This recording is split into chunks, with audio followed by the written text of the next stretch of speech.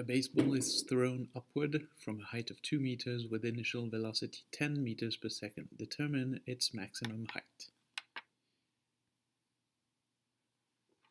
So we throw a ball, and even though I'm going to kind of show it slanted, it's really just going vertically. So it goes up, it reaches its maximum, and then it goes down again. So when we work with free-falling objects, we have to know the formula. And the formula is the position is negative 4.9 t squared plus the initial velocity times t plus the initial position. You have to know that. It's always negative 4.9 because we are on Earth. This is half of g, Earth's gravity. So this is an acceleration. It doesn't change when we work with free-falling objects. V0 changes because it's the original velocity, and S0 changes because it's the original height of the object. So in this case, we are given the initial velocity, and notice how it says that the baseball is thrown upwards, so we'll have a positive 10. If you're throwing something downward, you're at the window of a building and you're throwing something downward, then you would put a negative in front. So in this case,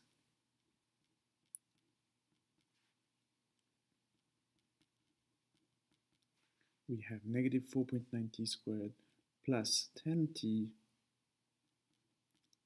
plus the initial height, which is 2 meters. All the units are in meters and seconds here.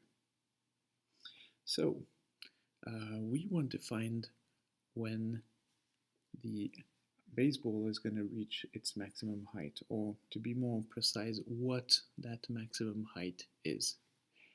So when you think about it, if we throw something vertically, perfectly vertically, it's going to go like that, and then it's going to stop and go down. The maximum height you reach happens when the velocity is 0. For an infinitesimal moment, the ball is stopped in the air, it's not going up, it's not going down, that's when the maximum is. When you think about what we learned in previous chapters, f of x has a maximum. One of the key things about a graph having a maximum was that a candidate was when f prime of x was equal to 0, right? In the exercise we're doing here, we have a physical confirmation of that because we're looking for the position max, and we can see that it's very logical. It's going to reach a maximum, the ball is going to reach its maximum height when the velocity equals 0. It's in between going up and going down. So these things are exactly the same. We know that the velocity is the derivative of the position function. So what we need to do is to calculate the velocity of this baseball and then set it up equal to 0. So v of t is the derivative of this expression here, so it's negative 9.8 t plus 10. And we set this equal to 0.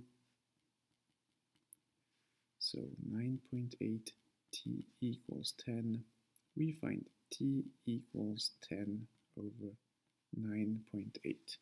Roughly after 1 second, the ball will reach its maximum. What is the maximum? We have to plug this value 10 over 9.8 in the position function. Negative 4.9 times this squared plus 10 times t plus 2. And if you punch this in your calculator, you will find that the answer is 7 meters, 0.102.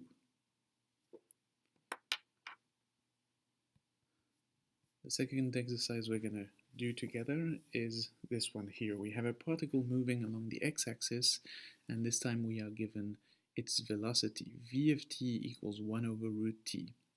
T is greater than 0.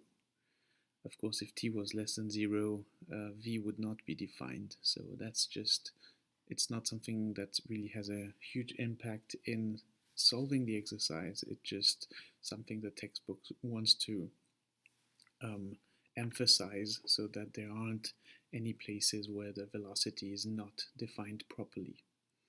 Secondly, we know that at time equals 1, at time t equals 1, the position is x equals 4.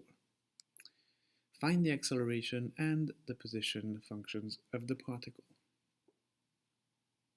Okay, so we have two questions in this exercise. The integral of the velocity is called x.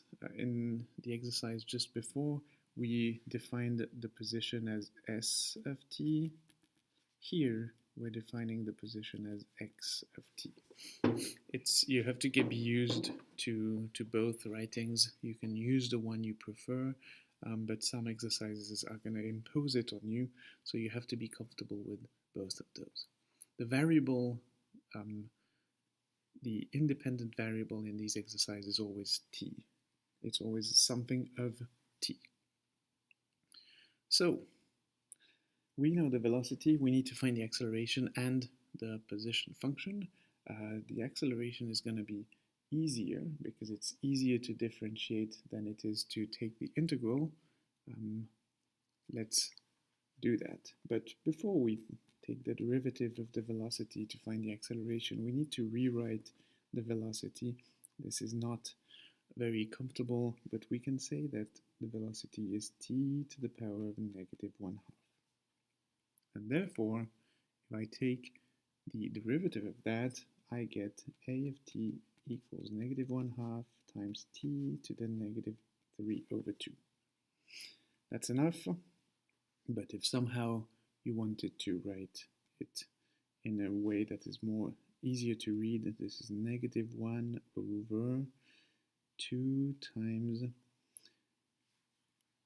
Know that you can take the square root first and the cube later, or you can take the cube of t and then the square root. It doesn't matter. Here I'll take the square root of t cubed.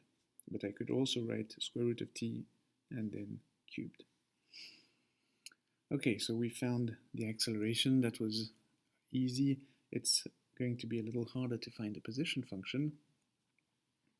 X of t is the integral of the velocity. Right, so you have x, you take the derivative, you find v, you take the derivative, you find the acceleration. Derivative, and then if you integrate, you can go back up. And most people find it easier to take the derivative because there are set rules for integrals. It depends a lot on our intuition. Sometimes it's literally not possible. So it's usually easier to differentiate. Okay, integral of v of t equals integral of v of t is t to the negative 1/2. Now, this is one that I kind of like to solve using differentiation backwards. I'm thinking, what is the function such that its derivative is t to the negative 1/2? So when I differentiate, I subtract 1 to the exponent.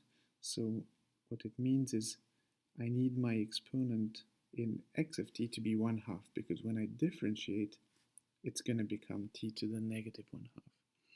Secondly, if I just differentiate t to the 1/2, I'll have 1/2 times t to the power of negative 1/2, and I don't want that, so to compensate, I'll multiply by 2. And now I can quickly check. Let's check in a second, because there's something else that's important. We have to add plus c. So let's quickly check that the derivative of 2t to the 1/2 plus c, that 1/2 times 2 equals 1, and t to the power of 1/2 minus 1 is negative 1/2, plus the derivative of c, which is 0. So yes, I get that. Okay, now we have a plus c, so we want to find the value of c, and in order to do that we can use our initial condition. We know that when t is equal to 1, x is equal to 4. So we can write that as x of 1 equals 4. So 4, I'm going to write it here, 4 equals 2 times 1 to the 1/2 plus c. That's the square root of 1, which is 1. So we have 4 equals 2 plus c, and therefore c equals 2. C equals 2, and I can conclude x of t equals 2 times t to the 1/2 plus 2. So my two answers are here and here for this exercise. So even though this exercise is just like the previous one, an exercise with velocities, accelerations, positions, we did not use the formula for free-falling objects. Obviously, free-falling objects is something very specific. When you drop an object, when you throw an object vertically, in this exercise, this particle is has nothing to do with the gravity of Earth. It's moving because of other reasons. If you're in a plane, you can feel the acceleration, but it's unrelated to the gravity. Even if you're in a subway and you reach a station and it decelerates, you can feel that acceleration or that negative acceleration. It's totally unrelated to the formula that we studied before. So be careful, don't get confused between these concepts. Lastly, exercise 91. The maker of an automobile advertises that it takes 13 seconds to accelerate from 25 kilometers per hour to 80 kilometers per hour. Assuming constant acceleration, compute the following: the acceleration in meters per second, which means meters per second squared, and the distance the car traveled during these 13 seconds. So there's a lot of information here. I tried to summarize them here. It takes 13 seconds to go from 25 kilometers per hour to 80 kilometers per hour. The acceleration is constant, and then we are asked what is the acceleration and what is the distance traveled. The way it is given here, that it takes 13 seconds to go from there to there, is not very convenient. How can we use that? We would like to tie a time with a velocity and another time with that velocity. So the way to do that is just to decide that at t equals 0, the velocity, at t equals 0, the velocity equals 25.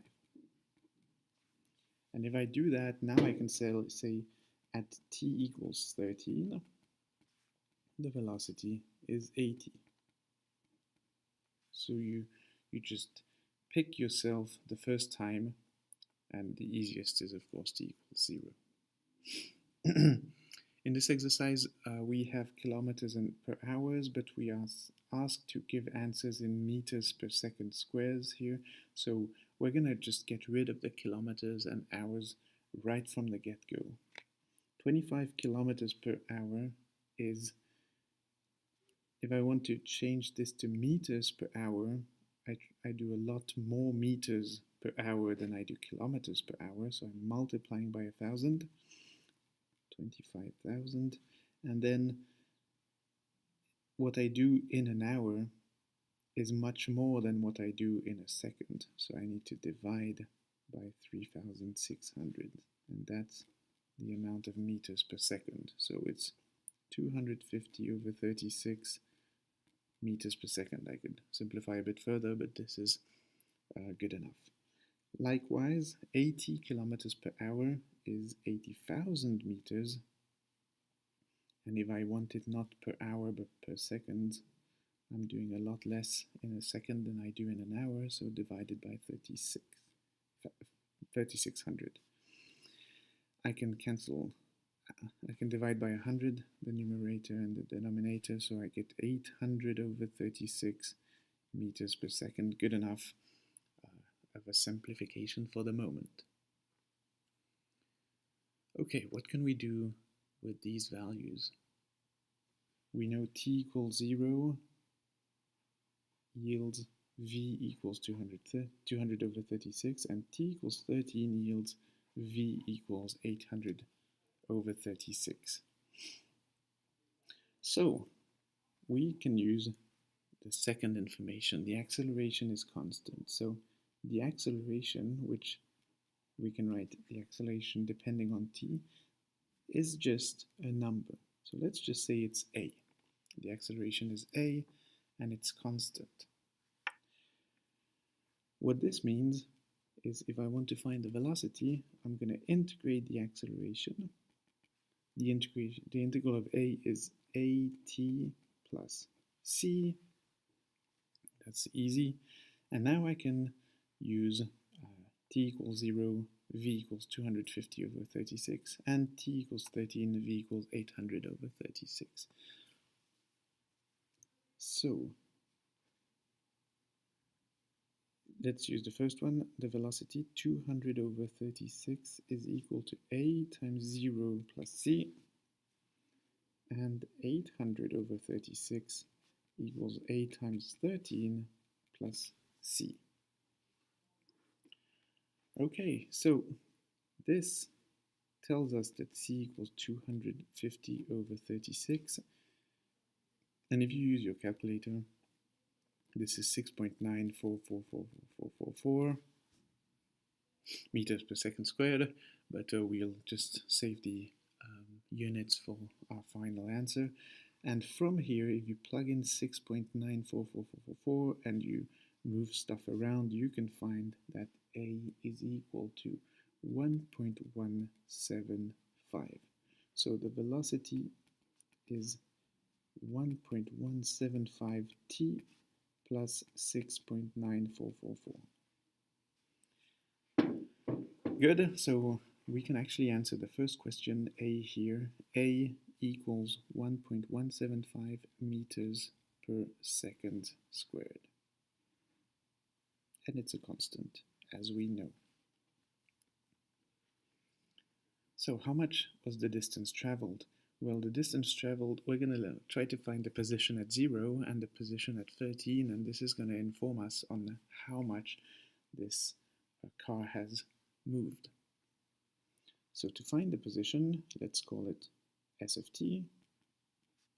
It's the integral of the velocity, which is the integral of 1.175 t plus 6.944 dt. The integral of this is a line, it's going to be 1/2 t squared times this number, so it's 0.588 t squared. Why 588? It's actually 5.